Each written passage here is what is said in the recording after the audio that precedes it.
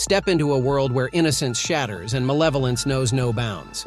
Join us in a gripping journey as a teenage murderer catapults detectives to the edge. In this video, we unveil a chilling tale of deception, unraveling minds, and a battle for justice that will push the very limits of human determination. Get ready for a relentless ride into the heart of darkness. Section 1. A haunting 911 call. The airwaves crackled with tension as the voice of the broadcaster cut through the usual hum of the day's programming. Good evening, dear listeners. We interrupt your regular broadcast to bring you a chilling announcement that has left our community stunned. In the quiet town of Parker County, Texas, a gruesome crime has shaken the very foundation of a seemingly ordinary family. The details were stark and jarring. On that fateful day, a 911 call had shattered the tranquility of a suburban home.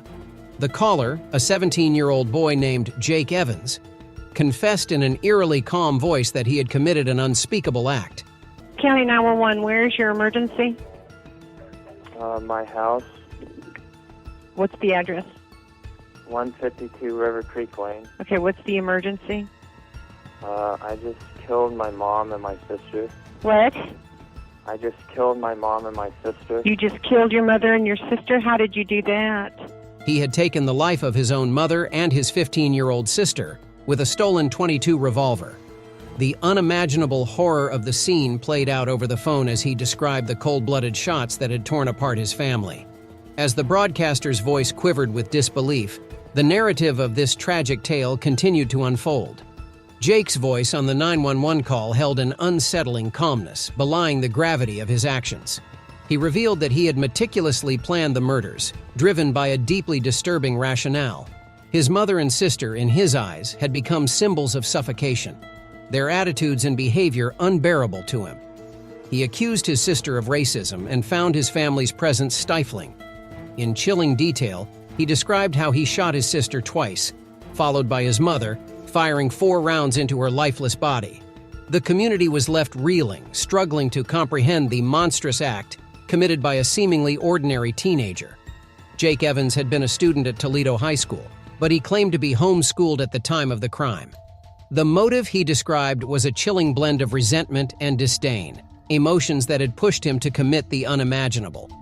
The atmosphere on that day was fraught with confusion and disbelief, as law enforcement rushed to the scene to confront the unthinkable reality. Jake, however, did not resist. He surrendered to the police without a fight, his demeanor an unsettling contrast to the heinous nature of his deeds. But what lay beneath this calm facade was a mind that was teetering on the edge of darkness. In the aftermath of his arrest, the story took another turn. Jake Evans was evaluated and classified as not mentally fit for trial. He was subsequently confined to North Texas State Hospital, where he remained for 2 long years. The psychological landscape of his mind became a focal point, as professionals tried to understand what could drive a teenager to commit such a monstrous act. The echoes of that haunting 911 call lingered, haunting the memories of those who heard it. But on April 27, 2015, Jake Evans was released from the hospital, deemed fit for trial. The community, still grappling with the aftermath of his actions, found themselves facing a criminal trial that would demand answers and justice. As the first part of this chilling narrative came to a close, the pieces of the puzzle began to form a terrifying picture. A family shattered, a community scarred, and a young murderer whose motives defied understanding. The stage was set for a trial that would test the limits of justice and the resilience of those left in its wake. Section 2. Unveiling the shadows. In the wake of that bone-chilling 911 call, the community found itself thrust into a nightmarish reality it could hardly fathom. The details of the crime began to emerge, painting a gruesome tableau that defied all reason and logic. Jake Evans had meticulously planned the murders, his mind a swirling vortex of hatred and resentment. The family home, once a bastion of safety, had transformed into a macabre crime scene. The walls bore silent witness to the horrifying sequence of events that unfolded within its confines. Emily Evans, Jake's 15-year-old sister, had become the target of his malevolent rage. She had been shot not once, but twice, a manifestation of the depths to which Jake's darkness had consumed him. The revolver stolen from his grandfather had turned into a weapon of unspeakable destruction, forever altering the lives of those it touched. The chilling account continued to unfold as the investigation delved deeper.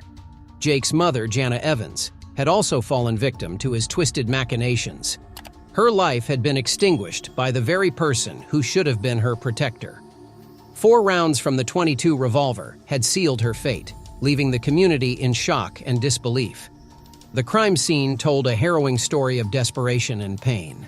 The air was thick with the stench of tragedy as investigators combed through the house, collecting evidence that would later be presented in court.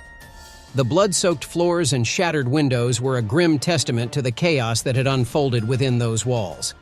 As the pieces of this macabre puzzle came together, the community struggled to reconcile the image of a seemingly ordinary teenager with the monstrous deeds he had committed. The darkness that had taken root within Jake's mind had blossomed into an unspeakable horror that had shattered lives and left scars that would never fully heal. The broader context of Jake's life added another layer of complexity to the story. His claim of being homeschooled hinted at a withdrawal from the outside world, a retreat into isolation that allowed his malevolent thoughts to fester unchecked. The dichotomy between his outward appearance and the darkness that simmered within showcased the terrifying duality that can exist in human nature. The investigators' pursuit of truth was unrelenting as they pieced together the events that had led to that fateful day.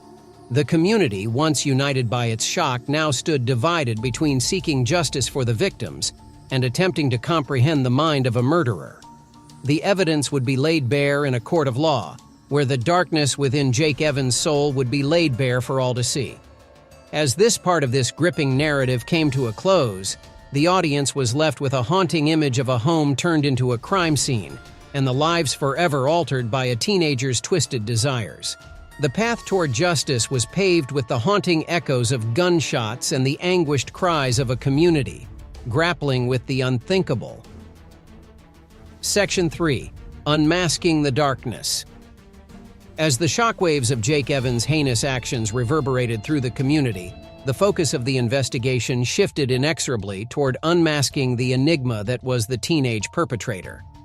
Detective Pella Martinez and her partner, Detective James Monroe, embarked on a relentless journey to understand the mind of a murderer and ensure justice for the victims. Piecing together Jake's life became a chilling exercise in psychological exploration. Interviews with classmates, friends, and acquaintances began to unravel the layers of his fractured psyche. His descent into darkness had been gradual, marked by a growing isolation and a disturbing detachment from reality. The once innocent boy had been consumed by his own malevolent fantasies. As the detectives delved deeper, a disturbing pattern emerged. Jake's obsession with planning a murder, coupled with his perception of his family as suffocating and disrespectful, began to provide a glimpse into the twisted rationale that had driven him to commit the unthinkable. The chilling calmness of his 911 call echoed in their minds as they sought to understand how a seemingly ordinary teenager could transform into a cold-blooded killer. The painstaking reconstruction of events led the detectives to uncover a disturbing truth. Jake Evans had stolen the .22 revolver from his grandfather's possession, turning a family heirloom into an instrument of death. The very tool that should have held sentimental value had been perverted into a weapon of unimaginable destruction. The narrative of the investigation shifted to the dramatic moment of apprehension. Jake's surrender to the police was an eerie contrast to the magnitude of his crimes. The absence of a struggle spoke volumes about the psyche of a young man who had seemingly detached himself from the gravity of his actions. His demeanor held a chilling detachment, hinting at a mind teetering on the precipice of madness. But the pursuit of justice didn't end with his arrest. The evaluation that followed classified Jake as mentally unfit for trial. This aspect of the story provided another layer of complexity as the justice system grappled with the unsettling question of accountability for a mind that had become a breeding ground for darkness.